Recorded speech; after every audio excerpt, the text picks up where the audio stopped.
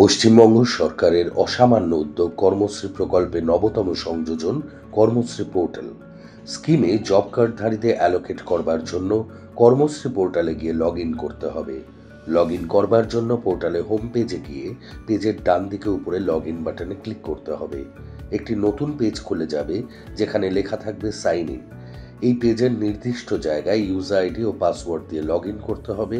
এরপর ইউজারের ফোনে একটি ওটিপি যাবে যেটি পরবর্তী পেজে নির্দিষ্ট জায়গায় দিতে হবে।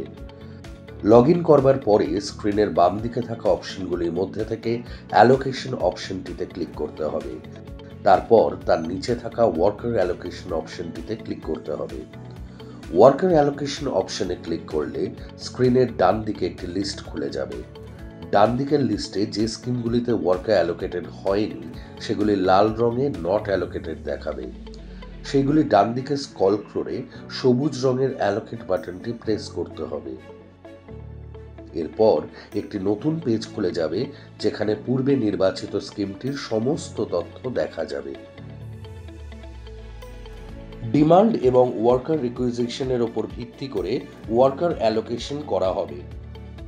ডেট অ্যালোকেট করবার সাথে সাথে উপরে টোটাল আনস্কিল্ড ওয়ার্কারের সংখ্যা ও total number of date provided update হয়ে যাবে। এরপর সম্পূর্ণ ফর্মটি ভালোভাবে চেক করে নিয়ে সাবমিট বাটনে ক্লিক করতে হবে। সাবমিট বাটনে ক্লিক করলে স্ক্রিনে একটি পপ আপ উইন্ডো খুলে যাবে যেখানে লেখা থাকবে সাকসেস এবং সেখানে অ্যালোকেশন আইডি দেয়া থাকবে। এরপর ওয়ার্কার অ্যালোকেশন লিস্ট চেক করলে অ্যালোকেশন আইডি ও বাকি তথ্য দেখা যাবে।